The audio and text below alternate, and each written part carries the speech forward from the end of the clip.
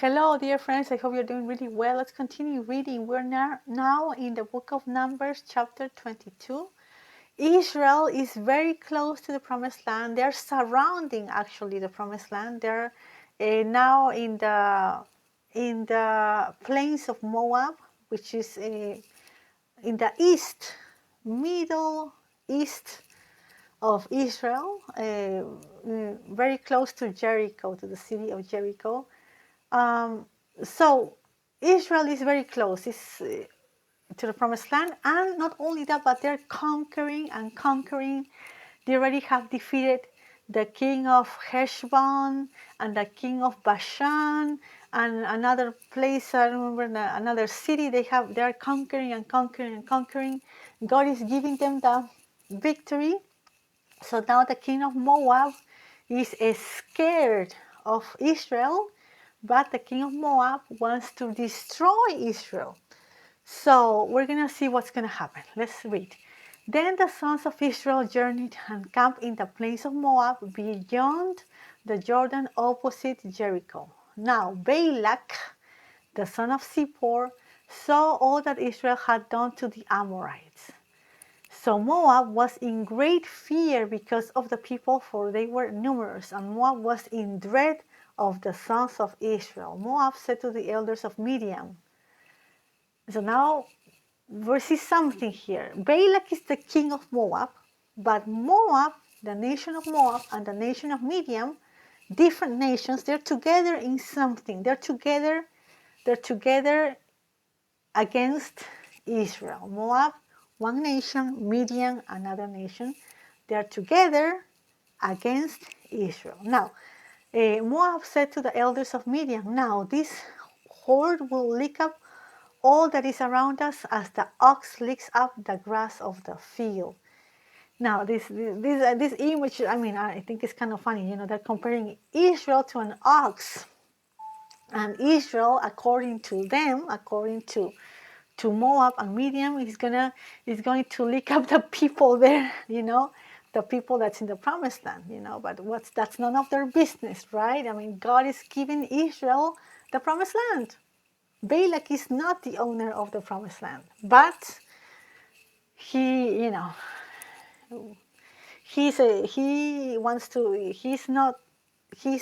doesn't want to respect that. He doesn't want to respect the will of God. Okay, let's keep reading. And Balak the son of Zippor was king of Moab at that time. So he sent messengers to Balaam the son of Beor at Pethor, which is near the river in the land of the sons of his people, to call him, saying. So before I'm going to continue with, let's differentiate, because the names are a little unusual, and in English they're a little different, but they're similar. Balak is the king of Moab. Balaam is like a magician. It's a magician, a sorcerer. That's from Syria. Beor from Petor is in Syria. So Balak, king of Moab, Balaam, magician, divinator, I don't know how to call this, magician from Syria, right? Different. Okay, so Balak, the king of Moab, sent messengers to Balaam, the magician, the son of Beor, at Pethor, which is near the river in the land of the sons of his people, to call him, saying, behold, a people came out of Egypt. Behold, they cover the surface of the land, and they are living opposite me now. Therefore, please come curse these people for me, since they are too mighty for me. Perhaps I may be able to defeat them and drive them out of the land. For I know that he whom you bless is blessed, and he whom you curse is cursed. So, what does Balak, the king of Moab, wants? Balak wants Israel to be cursed, to receive a curse, because Balak sees that Israel is very strong, very mighty. But if Israel receives a curse, they'll be weak. And in that way, Balak can fight them and kick them out and destroy them. That's what Balak wants. Balak wants Balak, the king of Moab, wants Balaam, the magician, to curse Israel in order for Balak to fight Israel and kick them out. The way Israel is now, Balak sees that Israel is very strong, very mighty, so no way he can fight for them. He wants Israel to be weak and destroyed so he can fight them and kick them out. So in other words, Balak wants to destroy Israel. That's what he wants. Not only Balak, Moab, but also the Midian. Both nations are together in this. We're going to see that. So, okay. So the elders of Moab and the elders of Midian, see, they're together in this. Departed with the feast for divination in their hand, and they came to Balaam and repeated Balak's word to him.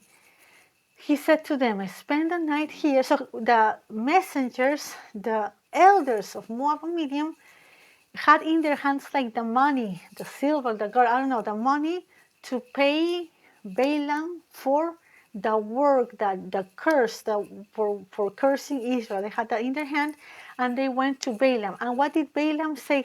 Balaam said to the elders of Midian and Moab, he said, spend the night here, and I will bring word back to you as the Lord may speak to me. And the leaders of Moab stayed with Balaam.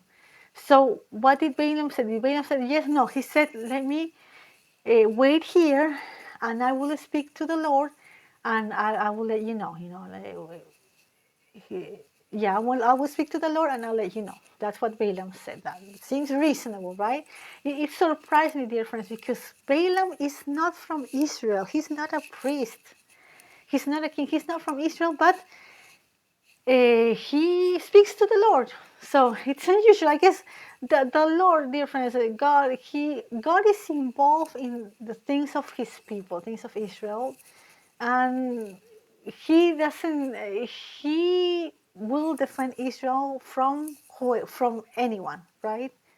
So let's keep reading. Then God came to Balaam and said, who are these men with you? Balaam said to God, Balak, the son of Zippor, king of Moab, has sent word to me. Behold, there is a people who came out of Egypt, and they cover the surface of the land. Now come, curse them for me. Perhaps I may be able to fight against them and drive them out. God said to Balaam, do not go with them. You shall not curse the people, for they are blessed. So, dear friends, that was it, right? That was it. Balaam has consulted the Lord, and the Lord told him, do not curse Israel, because Israel is blessed. So that was it, dear friends.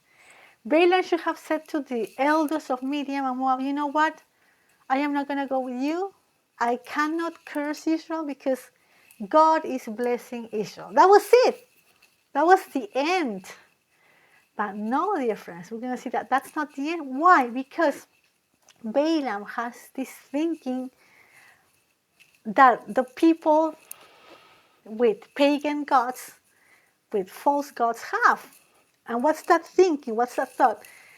The thought is, dear friends, of pagan people or people that have grown up in places that civilizations have had. Obviously, all the civilizations of the world, dear friends, all the civilizations of the world except Israel were pagan. They had false gods, all of them except Israel, right? So if you grew up in a country that in the past was pagan, you know, because that many, I don't know how to say, many ways of thinking remain even when the country has been Christianized, has received Christianity.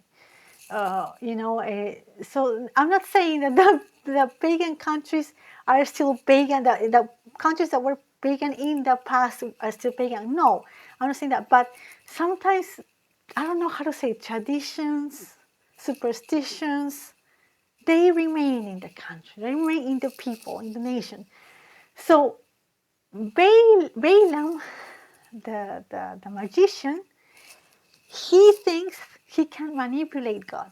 Now, Balaam knows that God is not going to curse Israel. But Balaam thinks, because he's a magician, he's pagan. Balaam is pagan.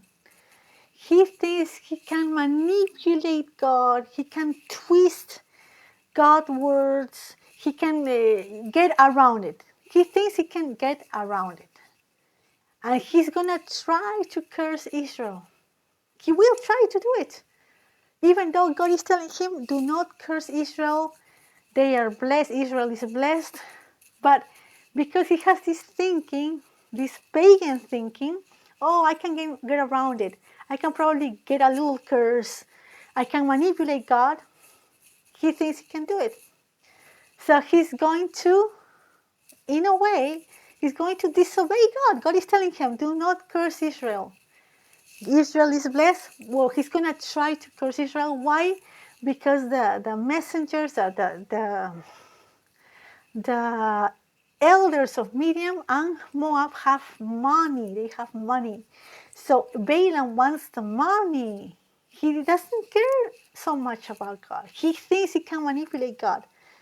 He cares about the money. So he's going to try to get as much money, as much gold, as much silver as possible, while at the same time manipulating God and trying to get away with a curse, which he's not going to be able to do. We know that. God is telling him already.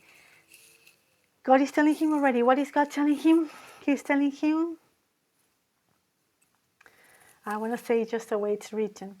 God said to Balaam, do not go with them. Do not go with them. You shall not curse the people. You shall not curse Israel, for they are blessed. Israel is blessed. That's it. But because he wants to manipulate and do his thing and get as much gold and silver, he's gonna try to curse Israel. He thinks he can do it, but he won't be able to, dear friends. So we're gonna continue with this story tomorrow, God willing. Bye-bye.